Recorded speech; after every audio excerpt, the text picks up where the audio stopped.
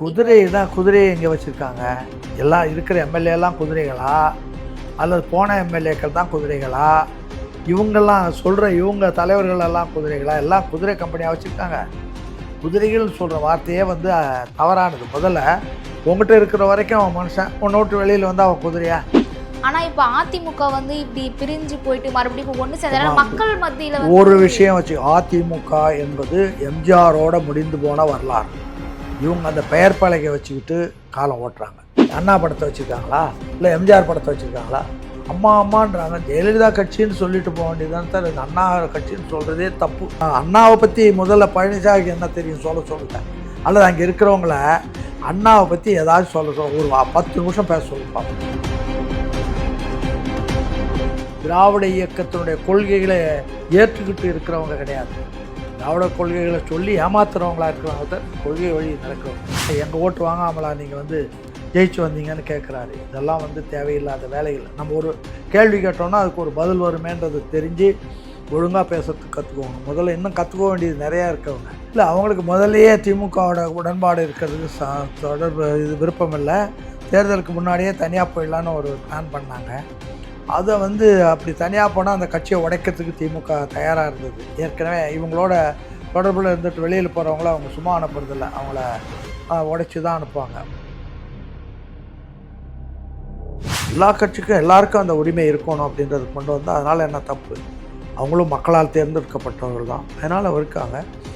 சரியாக இருக்கிறவங்க இருப்பாங்க, தப்பாக இருந்தால் அவங்க மேலே நடவடிக்கை எடுக்க போகிறாங்க. அதில் என்ன?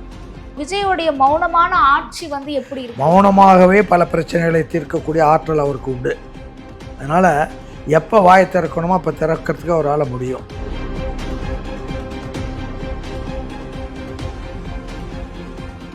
அதிமுகவில் வந்து ஒரு மிகப்பெரிய பிளவு ஏற்பட்டு தனித்தனி அணிகளாக பிரிஞ்சு அதுக்கப்புறம் இப்போ மறுபடியும் வந்து ஒன்று சேர்ந்துருக்காங்க.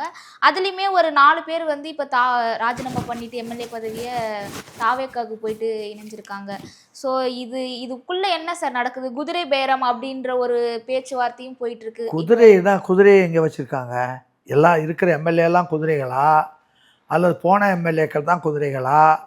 இவங்க தலைவர்கள் எல்லாம் குதிரைகளா? எல்லாம் குதிரை கம்பெனியாக வச்சுருக்காங்க. குதிரைகள்னு சொல்கிற வார்த்தையே வந்து தவறானது. முதல்ல உங்கள்கிட்ட இருக்கிற வரைக்கும் அவன் மனுஷன், உன்னை விட்டு வெளியில் வந்து அவன் குதிரையா?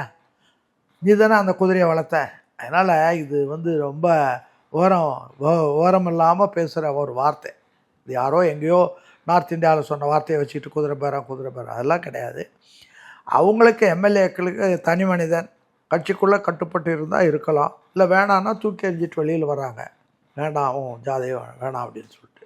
கட்சிக்குள்ளே போயிட்டால் உடனே காலமெல்லாம் அடிமையாக இருக்கணுன்ற அவசியம் கிடையாது. நம்முடைய கொள்கை, அந்த கொள்கைக்கு இந்த மற்ற பிரச்சனைக்கு நியாயம் இருந்தால் இருக்கலாம்.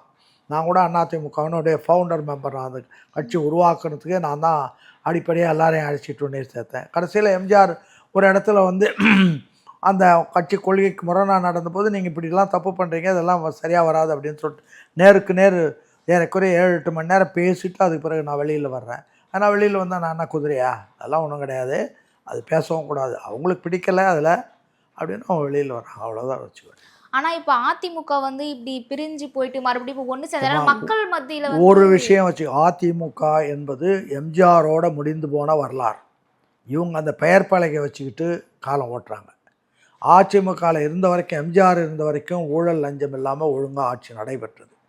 அவரே சட்டமன்றத்திலே சொன்னார், நானோ என்னுடைய குடும்பத்தில் நண்பர்களோ தமிழ்நாட்டிலோ வெளியிலோ ஒரு அங்குலம் இடம் வாங்கியதாக நிரூபித்தால் இந்த சட்டமன்றத்தில் தூக்கில் தொங்குவதற்கு தயாரானார். அண்ணா அவர் போனார். எல்லாம் அவர் வேண்டான்னு அதோடு சொல்லிட்டு போகல. இந்த ஆட்சியை வந்து தொடர்ந்து நடத்துங்க, நடத்தாட்டி நீங்கள் வந்து இந்த இருக்கிற சொத்துக்களெல்லாம் குருடர் செவிடர் பள்ளி கொடுத்துருவோன்ட்டு எழுதி வச்சுட்டு போனார் உயிரில்.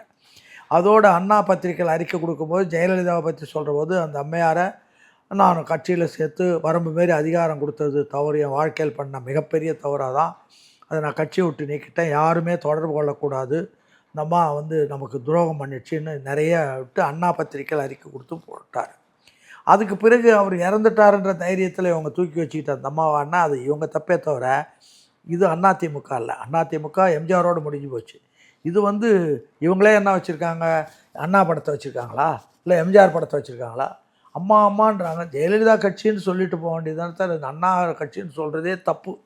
அண்ணாவை பாவம், அவர் நல்ல மனுஷன், விட்டுருங்க. அவரை விட்டு போனது. திமுகவுக்கும் சொல்கிறேன், இவங்களுக்கும் சொல்கிறேன். திமுகவிலையும் அண்ணா செத்த அன்னைக்கே அவருடைய கொள்கையை தூக்கி அவருடைய பணத்தோடையே புதைச்சிட்டாங்க. அதுக்கு பிறகு திமுகவிலையும் அது இல்லை, இங்கேயும் இல்லை.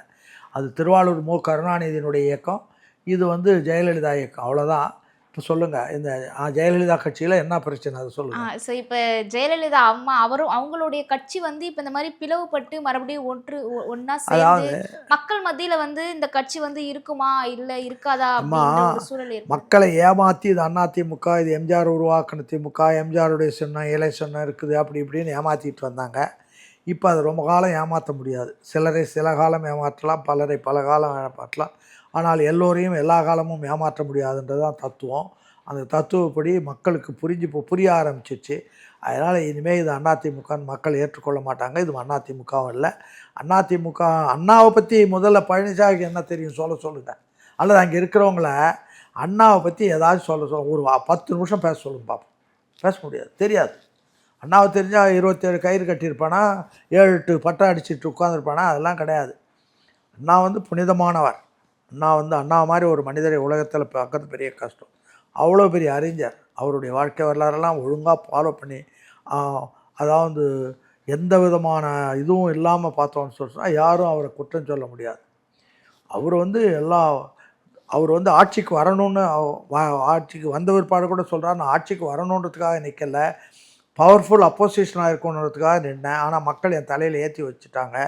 நீங்கள் காங்கிரஸ்காரங்களை பார்த்து சொல்கிறார், நீங்கள் அவசரப்படாதீங்க, போய் மக்களை சந்தித்து பிரச்சாரம் பண்ணி நீங்கள் வாங்க, அடுத்த தடவை நான் வரவேற்கிறேன்றார்.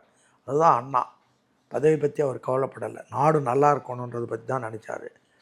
அப்படிப்பட்ட ஒரு மிகச்சிறந்த ஒரு மேதை அவர் பேரை 2 பேரும் வச்சு பயன்படுத்தி கெடுத்துக்கிட்டு இருக்காங்க. ஸோ இப்போ அதிமுகலேருந்து 4 எம்எல்ஏக்கள் வந்து தாவேக்காவுக்கு போயிட்டாங்க. ஸோ அந்த கட்சி அந்த இடத்துலையுமே இருக்கிற இப்போ இடைத்தேர்தல் வருது இல்லைங்க சார். இப்போ திருச்சியிலையுமே இடைத்தேர்தல் வைக்கிறாங்க. ஸோ இந்த 4 எம்எல்ஏக்கள் ராஜினாமா பண்ணிட்டு போன அந்த இடத்துலையும் இடைத்தேர்தல் வைக்கிறாங்க.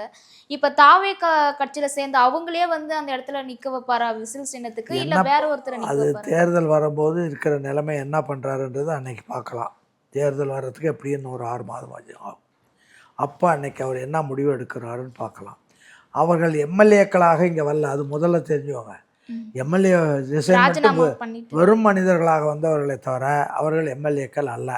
அதனால் எம்எல்ஏவை வந்தாங்க அப்படின்னு சொல்கிறது தப்பு. அவங்களுக்கு அந்த கட்சியில் இருக்க பிடிக்கல, சூழ்நிலை சரியில்லை, அதனால் வந்து அதை விட்டுட்டு வெளியில் வந்திருக்காங்க, அவ்வளோதான். ஆனால் சார் இப்போ 20 நாள் வந்து எம்எல்ஏவாக இருந்தாங்க.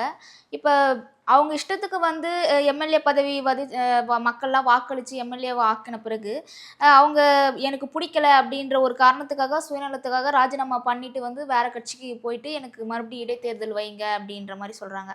அப்போ இந்த தேர்தல் கமிஷன் கொடுத்த அமௌண்ட்டு, ஒவ்வொரு தொகுதிக்கும், அதுக்கப்புறம் மக்களுடைய நேரம், அது எல்லாமே வேலை எல்லாத்தையும் விட்டுட்டு வந்து வாக்களிச்சிருக்காங்க. அப்போ இந்த அரசியல் எப்படிப்பட்ட அரசியல் சார்? இந்த மாதிரி தான் இருக்குமா? இல்லை, அது இண்டிவிஜுவல் அவங்கவுங்க எடுத்த முடிவுக்கு அரசாங்கம் என்ன பதில் சொல்ல முடியும்? நீங்களே ஒருத்தவங்க இருக்கிறாங்க, அவனே நல்லா வாடுறான், இல்லை ஒருத்தவங்க இருக்கிறாங்க அவங்களே தற்கொலை பண்ணி வராங்க. தற்கொலை பண்ணிட்டோன்னு என்ன பண்ண முடியும்? ஒன்று சுடுகாட்டில் புதைக்க தான் முடியும், வேறு ஒன்றும் பண்ண முடியாது. அதனால் அது அவங்கவுங்க இண்டிவிஜுவல் முடிவை வந்து அரசாங்கம் என்ன பதில் சொல்லணும்னு சொல்ல முடியாது. அரசாங்கத்துக்கு அதில் வேலை கிடையாது. அதனால் அவங்கவுங்க நீங்கள் அந்த இண்டிவிஜுவல் யார் எம்எல்ஏவாக இருந்து யார் ரிசைன் பண்ணாங்களோ அவங்களுடைய பொறுப்பை தவிர அரசாங்கத்துக்கு எதுவும் கிடையாது. அரசாங்கம் சொல்லி அவங்க ரிசைன் பண்ணலை, அரசாங்கம் சொல்லி அவங்க எம்எல்ஏ ஆகலை. அதனால் இதில் பிரச்சனை கிடையாது, அவங்க பிரச்சனை. அப்படிப்பட்டவங்கள நீங்கள் தேர்ந்தெடுத்தது முதல் தப்பு, அவ்வளோதான். ஸோ இப்போ தாவேக்கா ஆட்சியிலையும் பார்த்தீங்கன்னா இப்போ எல்லாருமே வந்து அமைச்சராக இருக்கிற எல்லாருமே வந்து 50 வயசுக்கு உட்பட்டவர்கள், முக்கியமாக 30 வயசுக்குரியவர்கள்லாம் இருக்கிறாங்க.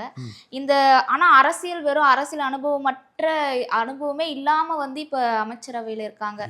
ஸோ இவங்களுடைய அரசியல் பயணம் வந்து எப்படி இருக்கும், அவங்க எந்த மாதிரி செயல்படணும்? இப்போ திமுக ஆட்சிக்கு வந்தபோது எத்தனை பேர் வயசானவங்க இருந்தாங்க? அண்ணாவுக்கே வயசு 50 ஆகலை, தெரியுதா? அது கீழே வரிசையாக 27, 28 வரைக்கும் இருந்தாங்க. 27, 28 வயசில் ஒருத்தருக்கு மெச்சூர் இல்லாமலாம் இருக்கும். அதனால் அவங்கவுங்க அந்த சீட்டில் இப்போ ஐஏஎஸ் படிச்சுட்டு வராங்க. அவன் 24 வயசில் ஐஏஎஸ் ஆஃபீஸர் ஆகிறான். அவன் தான் எல்லா அட்மினிஸ்ட்ரேஷனையும் பண்ணுறான். அப்போ அவனுக்கு உண்மை 24 வயசில் கொடுத்துட்டாங்கன்னு வைங்களா.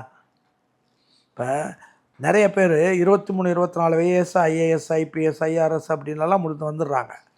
அவங்க தான் வந்து ஆட்சியினுடைய நிர்வாகத்தை பார்க்குறாங்க. அப்போ அவங்கக்கிட்ட எப்படி நிர்வாகம் கொடுக்குறது? நீங்கள் 60 வயசு ஆனவனுக்கு தான் கொடுக்கணுன்றதா? அதெல்லாம் 20 வயசுக்கு மேலே ஆகிட்டாலே அவங்களுக்கு மெச்சூரிட்டி வர ஆரம்பிச்சிடும். அந்த அந்த இடத்துல நீங்கள் நிறுத்துனீங்கன்னா அந்த இடத்துக்குள்ள தகுதியை அவங்க வளர்த்துக்குவாங்க. அங்கே அவங்க வளர்த்துக்குவாங்கன்னா தே வில் பி எலிமினேட்டட். அதாவது இயற்கையில் டார்வின் தியரி ஒன்று இருக்குது, நேச்சுரல் செலெக்ஷன் எல்லாம் வருவான். அப்புறம் ஸ்ட்ரகிள் ஃபார் எக்ஸிஸ்டன்ஸ், சர்வேவில் அது ஃபிட்டஸ்ட் இருப்பான், பாக்கியெல்லாம் போயிடுவான். அப்படி தான் நிலமை. அதனால் இங்கே இருக்கிறவங்க அவங்க அந்த தகுதிக்கு அவங்கவுங்க தகுதியை அவங்கவுங்க வளர்த்துக்கிட்டு இருப்பாங்க. 20 வயசில் தகுதியை வளர்த்துக்கோலன்னா அப்புறம் எந்த வயசில் தகுதியை வளர்த்துக்கிறது? அதான். ஸோ ஆனால் இப்போ தாவே காட்சியிலே ஒரு வரலாற்று சாதனை படைச்சார் விஜய் அப்படின்னு சொல்கிறாங்க. ஏன்னா இது வரைக்குமே கூட்டணி கட்சிகளுக்கெல்லாம் வந்து பதவி கொடுத்ததா யாருமே இல்லை. ஸோ இவர் தான் வந்து சமம், எல்லா சாதி மதம் எதுவுமே இல்லை, எல்லாருமே சமம்ன்ற மாதிரி அமைச்சர் பதவி கொடுத்துருக்காங்க. ஸோ அந்த அரசியல் பண்பு வந்து எப்படி பார்க்குறீங்க? இப்போ அண்ணாவே எழுதுகிற போது ப்ரொப்போர்ஷனேட் ரெப்ரசன்டேஷன் வேணும்னார். ப்ரொப்போர்ஷனேட் ரெப்ரசன்டேஷன்னா வாக்களிக்கிற கடைசி ஒரு வாக்காளர்களுடைய வாக்குக்கு கூட அங்கே வாய்ப்பு இருக்குது மேலே. அதான் ப்ரொப்போர்ஷனேட் ரெப்ரசன்டேஷன். நீங்கள் வந்து ஒரு கட்சி எவ்வளோ வாக்கு வாங்குதோ அத்தனை சீட் அவங்களுக்கு அப்படின்னு வரும்போது எல்லா தரப்பும் அதில் வரும், எல்லா மக்களுடைய கருத்தும் அதில் வரும். அதனால் தப்பு இல்லை. அதனுடைய அது வந்து இதை விட ரொம்ப அட்வான்ஸு. அதுதான் அண்ணா விரும்பினார். ப்ரொப்போர்ஷனேட் இன்றைக்கும் ப்ரொப்போர்ஷனேட் ரெப்ரசன்டேஷன் வந்தால் நாட்டில் எல்லாருக்கும் பொறுப்பு இருக்கும், ஒழுங்காக இருக்கும், நல்லா இருக்கும். அது வந்து ஆனால் கடினமான வேலை. அதை ப்ரொப்போர்ஷனேட் ரெப்ரசன்டேஷன் கொண்டு வர்றதுன்றது ரொம்ப கடினமான வேலை. அதை அவர் செஞ்சுருக்காருன்னா அவரை நம்ம பாராட்டணும். எல்லா கட்சிக்கும் எல்லாருக்கும் அந்த உரிமை இருக்கணும் அப்படின்றது கொண்டு வந்தால் அதனால் என்ன தப்பு? அவங்களும் மக்களால் தேர்ந்தெடுக்கப்பட்டவர்கள் தான். அதனால் இருக்காங்க. சரியாக இருக்கிறவங்க இருப்பாங்க, தப்பாக இருந்தால் அவங்க மேலே நடவடிக்கை எடுக்க போகிறாங்க. அதில் என்ன? ஸோ ஆனாலுமே திமுக வந்து என்ன சொல்கிறாங்கன்னா, ஒரு பிராமணருக்கு வந்து கொடுத்ததும் தப்புன்னு சொல்லி குற்றம் சாட்டுறாங்க. இந்த சைடு வந்து ஒரு பட்டியலினத்தவருக்கு அமைச்சரவை கொடுத்ததும் தப்புன்னு சொல்லி குற்றம் சாட்டுறாங்க. அவங்களுடைய நிலைப்பாடு தான் என்ன சார்? திமுகவுடைய நிலை. பிராமணர்களுக்கு நீங்கள் சொல்கிறீங்க, அந்த குடும்பத்தில் நடத்தின பத்திரிக்கையில் மேஜராக பிராமின் தான் இருந்தாங்க. அவங்க குடும்பத்திலேயே பிராமின் இருக்குது. நீ வந்து திராவிடத்தை பற்றி அப்புறம் பேசுகிற தகுதி என்ன இருக்குன்னு? ஏன்னா அப்படியே 100% வந்து பிராமினா, நான் பிராமினா கிடையாது. உன்னை பற்றியே வேறு சொல்கிறாங்க. தெலுங்குக்காரன் அது இது ஆந்திராவிலேருந்து வந்தவங்க போனாங்க வந்தாங்க, அதெல்லாம் வரலாறுகள் வேறையாக இருக்குது. நீங்கள் இன்னும் சொல்லப்போனால் கருணாநிதியினுடைய அலுவலகங்களில் பெரும்பகுதியான அலுவலகங்களில் நிறையா அவருக்கு வேண்டியவங்க போகிறவங்க வரவங்க பத்திரிக்கை நடத்துறது எல்லாருமே பிராமின் தான் நிறையா பண்ணாங்க. அது அவங்க குடும்பத்திலே பிராமின் பொண்ணுங்க இருக்குது. இல்லைன்னு சொல்ல முடியுமா? சொல்லுங்கள், கிடையாது. அதனால் சும்மா சொல்லணும், மக்களை சொல்லி போகணும் அப்படின்னு பார்க்குறாங்களே தவிர இவங்க ஒன்றும் திராவிட இயக்கத்தினுடைய கொள்கைகளை ஏற்றுக்கிட்டு இருக்கிறவங்க கிடையாது. திராவிட கொள்கைகளை சொல்லி ஏமாத்துறவங்களா இருக்கிறாங்க தவிர கொள்கை வழி நடக்கிறவங்க. திமுகவுடைய வலிமை அப்படின்னாலே கூட்டணி கட்சிகள் தான் சார். ஆனால் இப்போ தாவேக வந்து அந்த கூட்டணி கட்சியை உடைச்சி அவங்க எடுத்துட்டாங்க. ஸோ இதுக்கப்புறம் வலுவிழந்த திமுக வந்து மீண்டும் எழுமா இல்லை? இல்லை, நான் என்ன சொல்கிறேன், உடைச்சி எடுத்தாங்க அப்படின்னு சொல்கிறதே அந்த உன்னோட கூட்டணி சேர்ந்தவங்களோட அசிங்கப்படுத்துகிற வார்த்தை.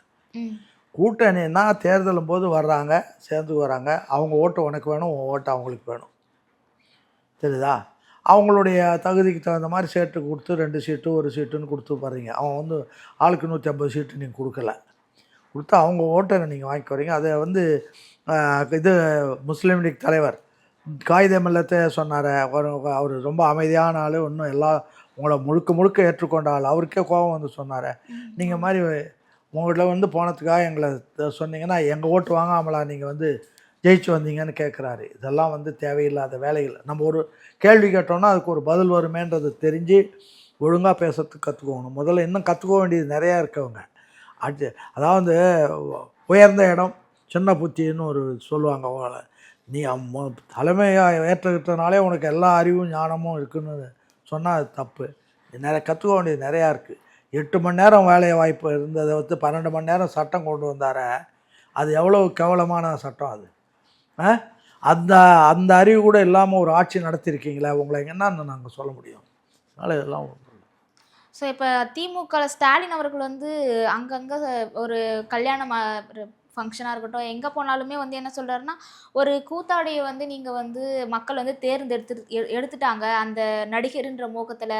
ஆனால் இப்போ வந்து அவங்க வந்து ரொம்பவுமே வருத்தப்படுறாங்க, ஏன் எடுத்தோம் அப்படின்ற மாதிரின்னு சொல்லிட்டு விமர்சிச்சுட்டே வராரு சார். நீங்கள் கற்பனையில், அதாவது திமுகவினுடைய கேரக்டர் என்னென்னா, எல்லாம் ஒரு 10-20 பேரை ஆளுங்களை தயாரித்து அவங்கள ஏதாச்சும் ஒரு வகையில் நோண்ட சொல்லுவாங்க. அதில் தான் ராஜா வேகமாக சொல்லி ஒரு அசிங்கமான வார்த்தையை சொல்லி மாட்டிக்கிட்டார். வேகமாக நம்ம சொல்லணும்னு சொல்லிட்டு, அது ரொம்ப முரணான வார்த்தை. அது மாதிரி ஆளுக்கு ஏதாவது சொல்லிட்டு தான் இருப்பாங்க. அவங்க சொல்லி அவங்களே இன்ஸ்டிகேட் பண்ணி சொல்லி, இந்த மாதிரி நீங்கள்லாம் சும்மா இருக்க வேணாம், நீங்கள் எதாவது பேசுங்க அப்படின்றவாங்க. அவங்க பேசுனா தான் அவங்களுக்கு திருப்தியாக இருக்கும் பண்ணுவாங்க. நம்ம ரொம்ப அதில் வந்து டீப்பாக நீங்கள் வந்து மக்களால் புறக்கணிக்கப்பட்ட ஒரு இயக்கம். இன்னும் சொல்லப்போனால் கட்சியினுடைய கேரக்டரே இழந்து போச்சு. தொண்டர்களே இல்லை உங்கள்கிட்ட. தொண்டர்களை கூலிக்காரர்களாக மாற்றி விட்டீர்கள். மக்களுக்கூட உங்களுக்கு தொடர்பு இல்லை. மேலே ஒரு 20-30 குடும்பம் அல்லது இருந்துக்கிட்டு நீங்கள் இவங்களெல்லாம் ஏமாற்றி கையில் வச்சுக்கிட்டு பதவிகளை வாங்கி அந்த பதவிகளை நீங்கள் உங்கள் பையன் உங்கள் பேரன் பேத்தின்னு அப்படி அனுபவிச்சுட்டு இருந்தீங்க. மக்கள் விழித்து கொண்டார்கள். இனிமேல் மக்கள்கிட்டேருந்து உங்களால் தப்பிக்க முடியாது. அவ்வளோதான். பாராளுமன்ற தேர்தலில் வந்து தாவேக்கா வந்து காங்கிரஸுக்காக நிற்பாங்க. அதிமுகவுமே பாஜக கூட கூட்டணி இருப்பாங்க அப்படின்ற பட்சத்தில் வந்து அவங்க பாஜகவுக்கு நிற்பாங்க. ஆனால் திமுக வந்து நாங்கள் தனிச்சிருக்கிறோம் அப்படின்னு சொல்லிட்டு சட்டமன்றத்துலேயுமே எங்களுக்கு தனி இது வேணும் அப்படின்னு சொல்லிட்டு கனிமொழிலாம் சொன்னாங்க. ஸோ அவங்க வந்து இந்த பாராளுமன்ற தேர்தலில் வந்து நிற்பாங்களா? யார்? திமுக நிற்பாங்க. ஆனால் யாரை சார்ந்து நிற்பாங்க சார்? யாரை சார்ந்துன்னா அவங்கள சார்ந்து தான் இனிமேல் நிற்கணும். அவங்கள ஒன்றும் மக்களும் அவங்களுக்கு இனிமேல் வாக்களிக்க மாட்டாங்க. தோழமை கட்சிகளும் இனிமேல் ஒன்றோட வர மாட்டாங்க. ஸோ இப்போ காங்கிரஸும் தாவேக்காவும் இப்போ கூட்டணி வச்சதுனால இப்போ தென்னிந்தியா ஃபுல்லாகவே வந்து காங்கிரஸ் ஆதிக்கம் இருக்குது அப்படின்ற மாதிரி சொல்கிறாங்க. ஏன்னா கேரளாவிலையுமே இப்போ காங்கிரஸ் தான் இருக்காங்க. இந்த சைடு கர்நாடகாவில் இப்போ தமிழகத்துலேயும் இப்போ காங்கிரஸ் வந்து கூட்டணி வச்சுருக்காங்க. ஸோ தாவேக்காவில் வந்து விஜய் அவர்கள் ஒரு நடிகராக இருந்ததுனால ஒரு நடிகர் ஃபேன் பேஸ் வந்து மற்ற இடத்துலலாம் இருக்குது மற்ற மாநிலங்களில். ஸோ அதை ஃபுல்லாகவே கைப்பற்றுறதுக்காக தான் வந்து காங்கிரஸ் வந்து தாவேக்கா கூட கூட்டணி வச்சுருக்காங்க அப்படின்ற மாதிரியும் சில கருத்துக்கள். இல்லை, அவங்களுக்கு முதல்லையே திமுகவோட உடன்பாடு இருக்கிறதுக்கு தொடர்பு விருப்பம் இல்லை. தேர்தலுக்கு முன்னாடியே தனியாக போயிடலான்னு ஒரு பிளான் பண்ணாங்க. அதை வந்து அப்படி தனியாக போனால் அந்த கட்சியை உடைக்கிறதுக்கு திமுக தயாராக இருந்தது. ஏற்கனவே இவங்களோட தொடர்பில் இருந்துட்டு வெளியில் போகிறவங்கள அவங்க சும்மா அனுப்புறதில்ல, அவங்கள உடைச்சி தான் அனுப்புவாங்க. முஸ்லீம் லீக்கே அது மாதிரி தான் அந்த காலத்தில் கருணாநிதி காலத்தில் உடைச்சிட்டாங்க. இப்பயும் அதை கூறு போட்டுருவாங்களேன்னு தான் இந்த தடவை சேர்ந்து இருந்தாங்க. விருப்பம் இல்லாமல் தான் இருந்தாங்க. ராகுல் காந்தி எல்லாம் வரல. இப்போ வந்து அவங்களுக்கு விருப்பமான இடத்துக்கு போய் இப்போ முதல்ல விஜய் கூட அவங்க சேர்ந்துருந்தா 25-30 சீட்டு அவங்க காங்கிரஸே வந்திருக்கும். அதை கெடுத்தது இவங்க தான். கெடுத்ததுன்னா அப்படி அவங்க வெளியில் வந்திருந்தா இவங்க கட்சியை உடைச்சிடுவாங்களேன்னு பயந்துக்கிட்டு அவங்க இவங்களோட இருந்தாங்க. அதனால் அதாவது மக்கள் பார்த்து இனிமேல் சரியான முறையில் மக்களும் தெளிஞ்சிக்கிட்டு வராங்க, இளைஞர்களும் தெளிவாகிட்டு வராங்க. இனிமேல் யாரையும் ஏமாத்துறது அவ்வளோ ஈஸி கிடையாது. ஏதோ 10% 5% மக்களை ஏமாற்றலாம். அதுவும் அவங்களும் தெளிஞ்சிட்டாங்கன்னா அப்புறமா யாராலையும் ஒன்றும் பண்ண. ஸோ அப்போ தாவேக்காவும் காங்கிரஸும் கூட்டணி சேர்ந்து இப்போ பாராளுமன்ற எலெக்ஷன் நின்னா அங்கே மத்தியில் வந்து ஒரு பாஜக வந்து மாற்றத்தை ஏற்படுத்துமா? யார்? பிஜேபிக்கு இங்கே என்ன வேலை? தமிழ்நாட்டில் வேலையே கிடையாது. இல்லை, அவங்க சுத்தமாக ஒப்பேற்றி உதகமண்டலத்தில் ஒரு ஆள் மாத்திரம் விட்டு பாக்கியெல்லாம் அனுப்பி விட்டாங்களா? அப்புறம் என்ன இருக்குது? பிஜேபியெல்லாம் தமிழ்நாட்டில் இது பெரியார் பூமி, அண்ணா பூமி. இதில் வந்து நீங்கள் வந்து அவங்க அந்த உணர்ச்சிகள் அது பாட்டுக்கு போயிட்டே தான் இருக்கும். அது நூலிலை மாதிரி அது போயிட்டே இருக்கும். அதனால் ஒன்றும் பண்ண முடியாது. இந்திய அளவில் வந்து தாவேக்கா ஆட்சி வந்து ஒரு மிகப்பெரிய தாக்கத்தை ஏற்படுத்தியிருக்கு அப்படின்னு சொல்லிட்டு. ஆமாம், மற்ற மாநிலங்களில் கூட சில மாநிலங்களில் கிளையை உருவாக்குறாங்க. அவங்களுக்கு செல்வாக்குள்ள இடத்துல அவங்க நிறுத்துவாங்க. அதெல்லாம். ஸோ இப்போ விஜய் வந்து எந்த ஒரு பிரச்சனை நடந்தாலும் எந்த ஒரு எதிர்கட்சிகள் வந்து எத்தனை ஒரு விமர்சனங்கள் வச்சாலுமே அவர் வந்து எந்த ஒரு பதிலுமே சொல்லாமல் ரொம்பவுமே அமைதியாக இருக்கார் எந்த ஒரு சூழ்நிலையும். ஸோ விஜயோடைய மௌனமான ஆட்சி வந்து எப்படி இருக்கு? மௌனமாகவே பல பிரச்சனைகளை தீர்க்கக்கூடிய ஆற்றல் அவருக்கு உண்டு. அதனால் எப்போ வாயை திறக்கணுமோ அப்போ திறக்கிறதுக்கு அவரால் முடியும். ரெண்டும் முடியும். இவங்க சும்மா பிரச்சனைகள் வேணும்னே பிரச்சனை பண்ணிகிட்டு இவங்களோட பேசி நேரத்தை கழிக்கிறதோட பயனுள்ள காரியங்கள் போய் 10-15 நாளாகவும் அவர் தினம் இதுக்கு வராரு, செக்ரட்டரியேட் வராரு, எல்லா ஃபைலையும் பார்க்குறாரு, எல்லாத்தையும் பார்க்குறாரு, என்ன பண்ணணும்னு பார்க்குறாரு. ஏன்டா ஒரு அரசாங்கம் நடத்துறது சாதாரண வேலை கிடையாது. அதெல்லாம் பார்க்க வேண்டியிருக்கு. கட்சி வேலை பார்க்க வேண்டியிருக்கு, எதிரிகளை சந்திக்க வேண்டியிருக்கு, மா மத்திய சர்க்காரை பார்க்க வேண்டியதாக இருக்குது. பல்வேறு பிரச்சனைகள் இருக்கிறதுனால அதை அமைதியாக பார்த்துக்கிட்டு வர்றாரு தவிர உங்களுக்கு இடையில் அவருடைய நேரத்தை அவருடைய கவனத்தை சிதற வைப்பதற்கு அவர் தயாராக இல்லை. அதனால் எல்லாம் முடிஞ்சு கொஞ்சம் காலம் போன பிற்பாடு எல்லாத்துக்கும் பதில் சொல்லுவார். தாவேக்காவுடைய முதலமைச்சர் விஜய் அவர் வந்து எப்படி செயல்பட்டா தமிழகத்துல வந்து ஒரு மாற்றம் ஏற்படும், எந்த மாதிரி அவர் வந்து செயல்படணும் அரசியல்ல? அது ஜனநாயக மக்களுடைய உணர்ச்சிகளுக்கு இடம் கொடுத்து நடத்தணும். இன்னும் அடிப்படை வந்து உழவு தான். உழவுக்கு மிஞ்சி தான் பாக்கி எல்லாமே. உழுவார் உலகத்திற்கு ஆணின்னு நான் சொல்லிடுறாங்க. அதனால் அந்த விவசாயிகளை நல்லா கவனித்து, அதே மாதிரி கல்வியில் அந்த கல்விக்கூடங்களில் கல்வியை நல்லா கவனித்து நிர்வாகத்தை சரியாக நடத்தினார்னா ஒரு அழகான அரசாங்கம் அமைக்க முடியும். அந்த இளைஞர்களுக்கு வேலைவாய்ப்புக்கு வசதி பண்ணி தரணும். இதெல்லாம் நிறைய கடமைகள் இருக்குது. அதை அவர் ஒழுங்காக பண்ணுவார்.